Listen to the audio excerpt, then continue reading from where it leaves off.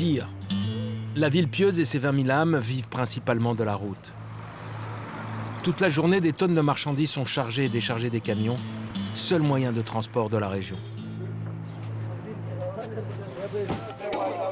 Le quartier des routiers fournit la plupart des emplois.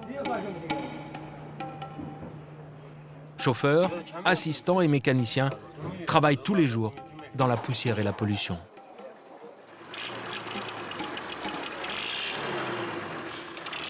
À 23 ans, Camara a bien réussi dans la vie. Il est déjà propriétaire de 2 camions et envoie 2 de ses meilleurs chauffeurs sur cette route mortelle. Le camion est chargé à ras-bord de 2 tonnes de sucre et prend la route, direction le petit village de Chitral. Je vous présente mon chauffeur, Daoud. Il travaille avec son petit frère, Khalid. C'est son assistant. Située dans les zones tribales du nord-ouest Pakistan, la ville de Dir est le point de départ de la Lowari. Longue de 240 km, cette route est l'unique point de passage à travers la montagne pour ravitailler la vallée de Chitral et ses petits villages mitoyens de l'Afghanistan. 7 heures du matin, Daoud sonne le départ. Voyager sur la Lowari est loin d'être une partie de plaisir. La route serpente à travers la montagne et le long de corniches vertigineuses.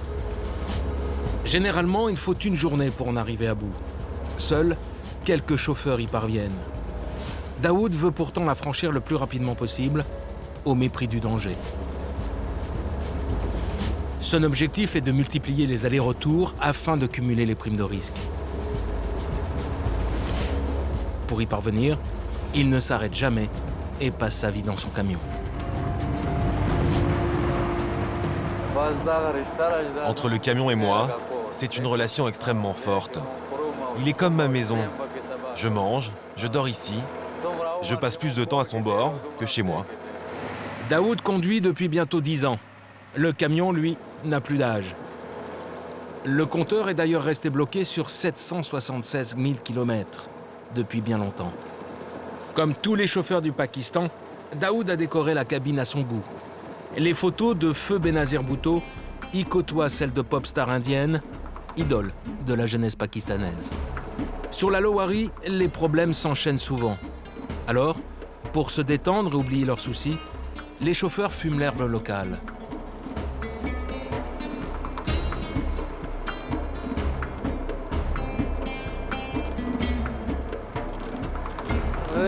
Quand je fume du hashish, je ne pense plus à la route, à tous les problèmes que je vais bientôt rencontrer. Je ne réfléchis plus au danger. La tête dans les nuages, Daoud devient un danger supplémentaire sur la route. De nombreux incidents sont liés à cette consommation de drogue.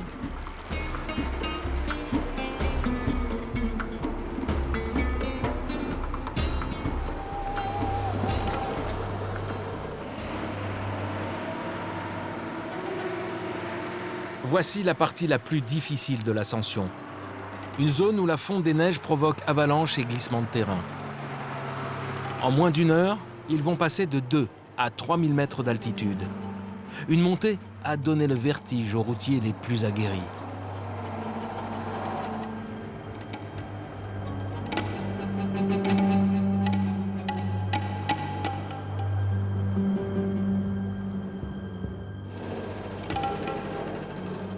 Descends, la route n'a pas l'air bonne.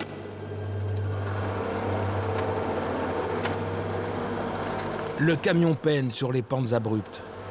La vitesse tombe à 10 km/h.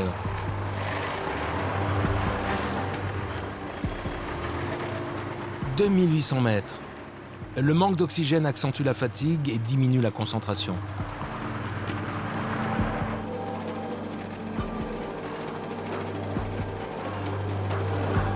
Le moindre geste devient un effort.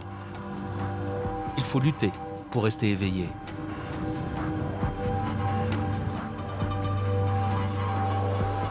Et il reste encore 300 mètres à gravir avant le col.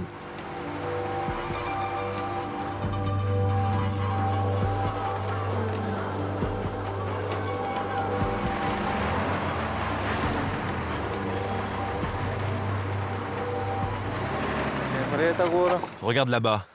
C'est la zone des 45 virages. La descente est terrible. Après avoir bataillé pour atteindre le sommet de la montagne, les deux frères doivent affronter un nouveau cauchemar, la descente. À partir d'ici, tout devient un problème. La route est extrêmement glissante.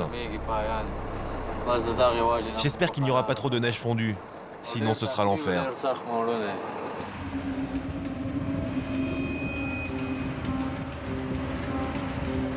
Franchir ces virages relève de l'épreuve de force. L'enjeu est simple. Descendre sans jamais s'arrêter et prier pour croiser le moins de camions possible.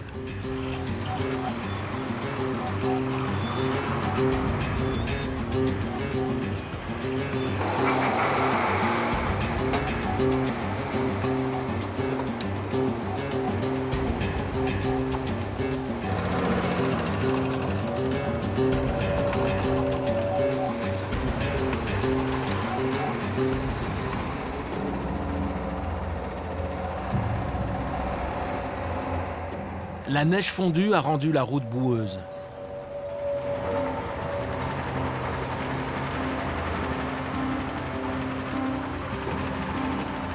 Au moindre coup de frein un peu trop brusque, le camion devient incontrôlable et c'est un aller simple dans le ravin.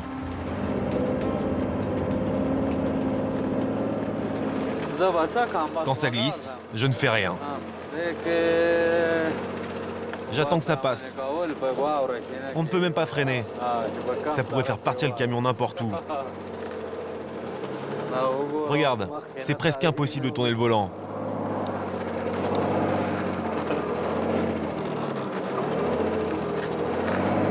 C'est comme ça ici.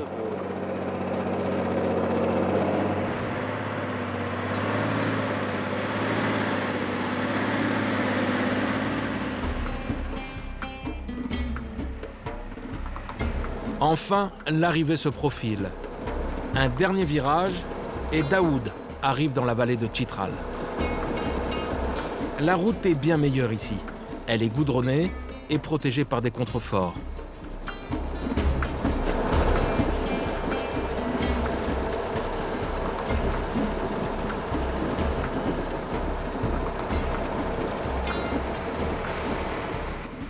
Quelques kilomètres plus loin, une partie de la montagne s'est écroulée sur la route.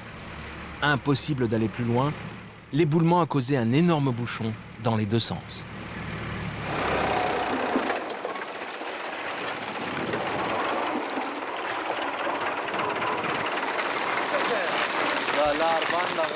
La montagne s'écroule encore. La route est complètement bloquée. Il va falloir au moins une journée entière à ce petit tracteur pour tout déblayer.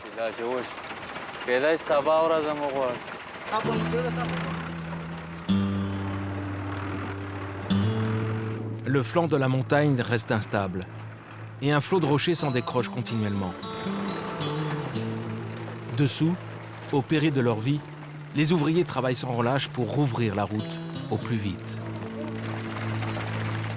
Mais un rocher s'est décroché et il percute l'avant du tracteur. Il faut bien que quelqu'un fasse ce travail. Allez, j'y retourne.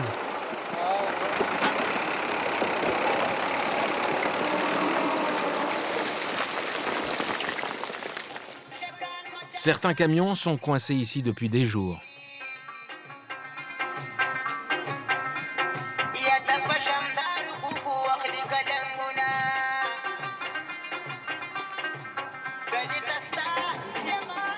La route était déjà bloquée hier soir. Depuis, j'attends. C'est de la faute du gouvernement qui n'entretient pas les routes dans cette région. Pourtant, on a besoin de travailler. Et quand on reste bloqué comme aujourd'hui, on perd beaucoup d'argent. Un peu plus loin dans la vallée, la ville de Droche, connue dans tout le Pakistan pour la beauté de ses camions. Le village abrite l'atelier de décoration le plus réputé de la vallée. On vient de tous les coins du pays dans cette entreprise familiale pour passer commande ou pour le simple plaisir des yeux.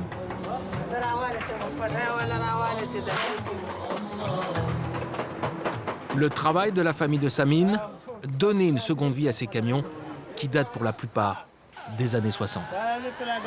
Lorsque le véhicule arrive, il est comme ça. Et notre but est de le faire briller comme ce camion. Les prix vont jusqu'à 2500 €. Plus ça brille, plus c'est cher. Ça donne de la valeur aux propriétaires. Ça montre que les affaires vont bien. Ce matin, à l'atelier, on termine la fabrication d'une couronne. Un travail minutieux qui demande de l'imagination. Les couleurs et les motifs, je les trouve dans ma tête. Je fais comme j'aime. L'important pour le propriétaire, c'est que ce soit bien voyant.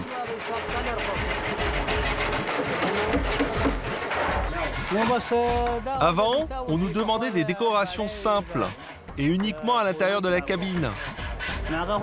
Mais aujourd'hui, ils en veulent partout. C'est énormément de travail.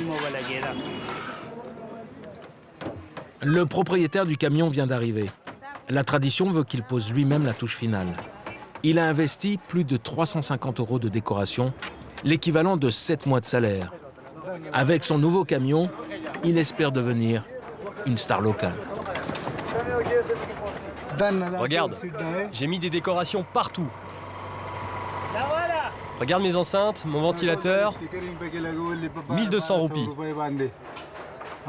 J'ai aussi mis un autoradio tout neuf. Écoute.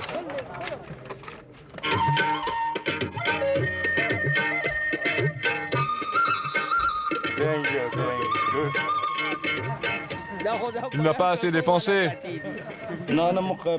C'est important d'avoir un beau camion. C'est comme lorsqu'on épouse une femme, on veut qu'elle soit la plus belle. Là, c'est la même chose.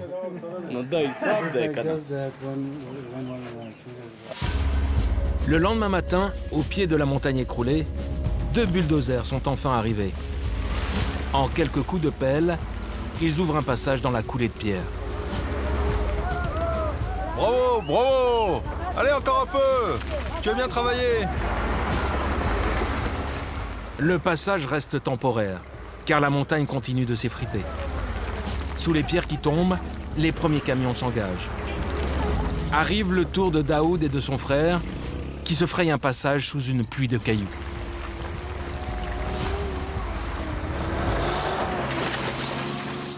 Daoud est fier de son petit frère, Khalid, 14 ans, qui l'a bien aidé à franchir la montagne sans accident. Pour le récompenser, il va lui donner sa première leçon de conduite. Allez, vas-y, prends ma place.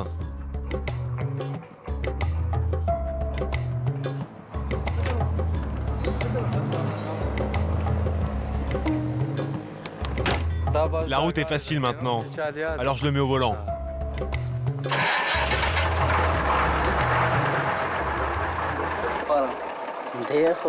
C'est le métier que je vais faire. Dans la région, pas d'école de conduite.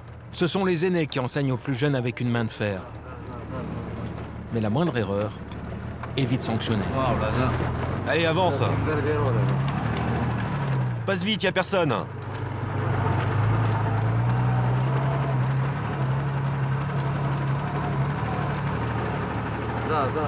Roule, roule, roule.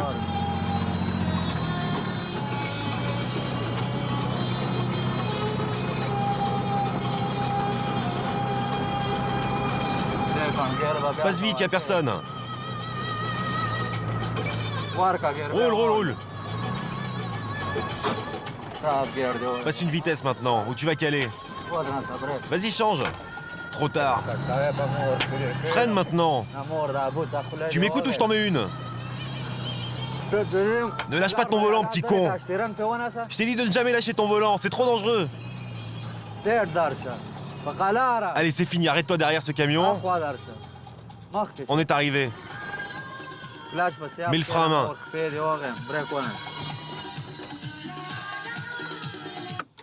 Dehors!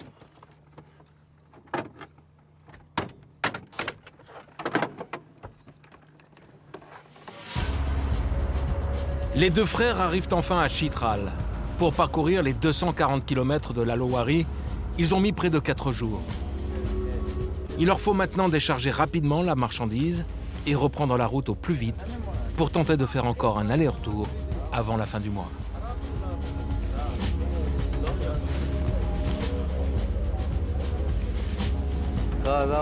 Un dernier sac et on va pouvoir rentrer. On a bien travaillé. Dans son coin, Khalid enterre ses illusions. La vie de camionneur, il l'avait rêvé autrement.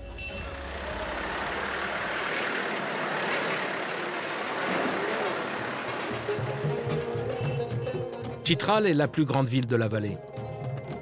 Toutes les marchandises de première nécessité y sont stockées, puis affrontent de nouveau la route pour ravitailler les villageois installés à flanc de montagne, le long de la frontière avec l'Afghanistan. Le village de Parsan est situé à 35 km à peine de Chitral. Accroché à 2900 mètres d'altitude, il est totalement enclavé. Chasse, agriculture, élevage, ses 1500 habitants y vivent en autarcie.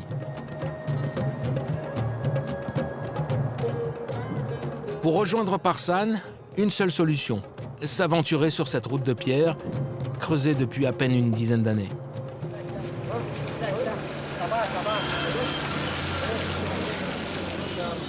Retour à Chitral. Dès les premières heures de la journée, les passagers se pressent par dizaines à la gare centrale. Chacun tente de trouver une place dans l'un des véhicules à destination d'un des villages. Ici, c'est la gare des 4x4, les seuls véhicules capables de franchir la montagne, car les camions ne peuvent plus passer. Hadj a 28 ans. Il conduit la Jeep qui mène au village de Parsan. Comme son père avant lui, il assure plusieurs fois par semaine la lourde charge de transporter les villageois.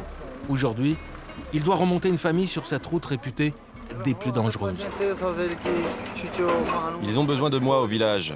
Je suis le seul moyen de transport. Si quelqu'un tombe malade, c'est à moi de m'en occuper et de le transporter. Hadj charge une tonne de marchandises, mais surtout des passagers. Parmi eux, ses parents ont le sourire. Après 15 jours d'hospitalisation pour une grosse fièvre, leur petite fille peut enfin rentrer au village.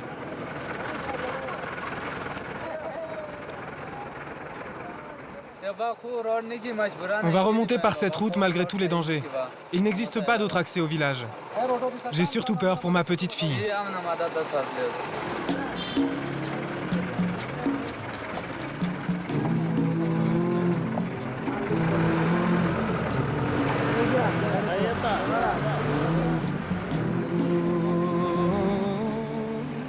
Par manque de place, une dizaine d'hommes sont entassés à l'arrière de la Jeep.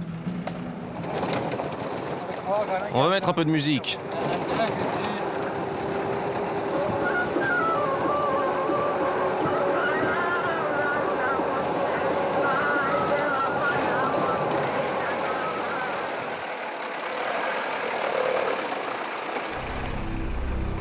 Avant de s'engager dans la montagne, il faut franchir la rivière et rouler sur un antique pont de bois.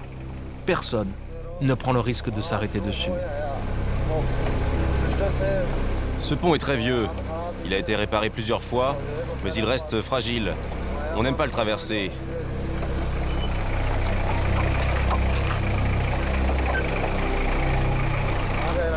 Écoute le bruit qu'il fait. Personne ne s'y arrête. On a trop peur.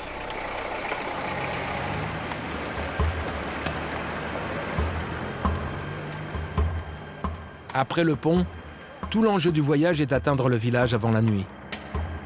Dormir dans les montagnes pourrait s'avérer fatal pour le groupe. Les températures chutent souvent en dessous de zéro et les avalanches de pierres sont fréquentes. De nombreuses jeeps se sont déjà fait emporter.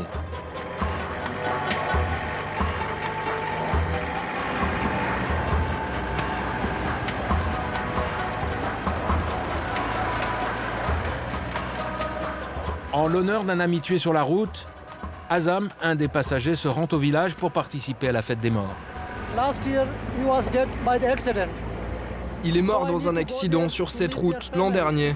C'est la première fois que je vais revoir son fils, sa femme et sa mère. La route est terrible. Par endroits, elle est vraiment dangereuse. On peut glisser et tomber dans le ravin. Ça arrive.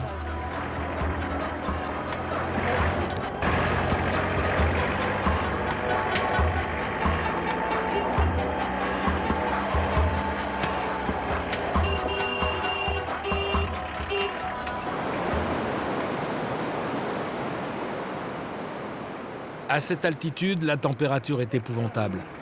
Dans la journée, il fait au minimum 40 degrés. Le copilote tente régulièrement de refroidir le moteur.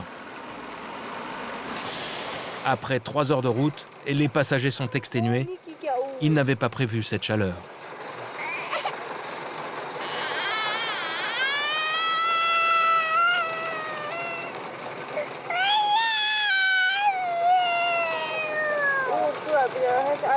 Solana, ma chérie, t'inquiète pas, ça va aller. On va bientôt arriver.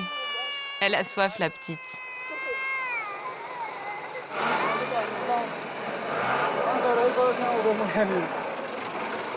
Maintenant, c'est l'endroit le plus dangereux. On doit passer le tunnel de la mort. Qu'Allah nous protège. Dieu est grand, il va nous aider à passer. Il le faut.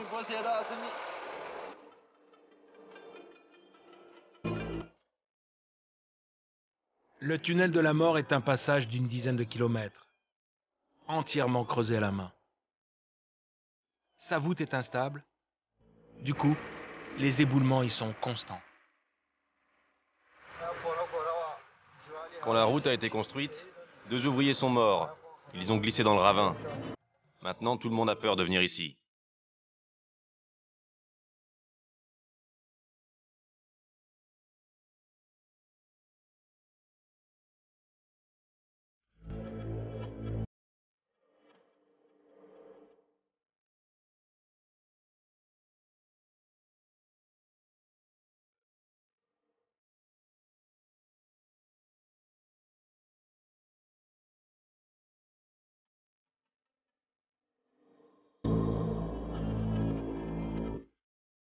Une traversée sans encombre, mais la victoire est de courte durée.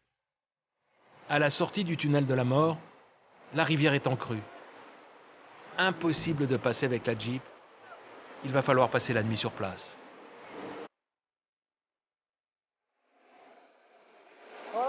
Descends jusqu'à la rivière. Va regarder.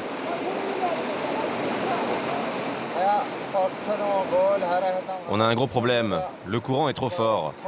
C'est impossible de traverser maintenant. Je ne pense pas qu'on le fera aujourd'hui.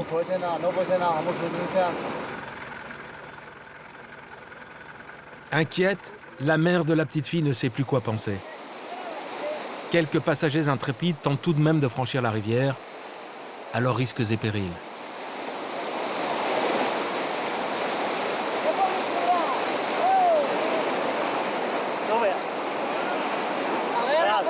C'est impossible.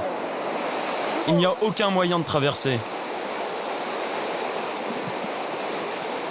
Une rivière infranchissable, une nuit froide qui se rapproche. Les parents de l'enfant ne peuvent plus attendre. Ils décident de rentrer chez eux en marchant. On continue à pied. On ne peut pas prendre le risque de rester bloqué ici cette nuit. Le village est loin, mais nous n'avons pas le choix. Allez, on y va.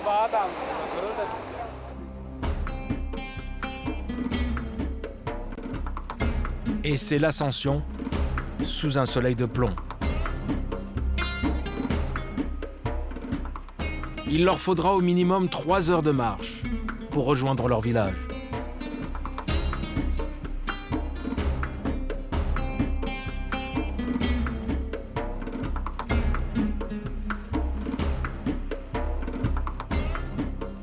Après cette épuisante épreuve, la famille rentre finalement entière à la maison.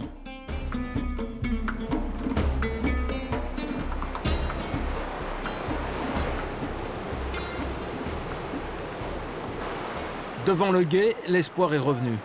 Le niveau de l'eau redescend peu à peu. Mais les hommes ont bien failli rester coincés dans la montagne.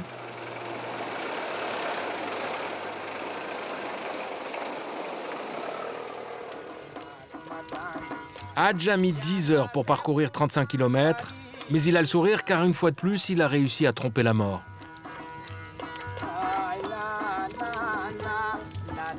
Plus tard dans la nuit, les musiciens entament les premiers chants en l'honneur du défunt. C'est aussi leur route qu'ils célèbrent, malgré les victimes. Cette route qui les relie au reste du pays et d'une certaine façon à la vie.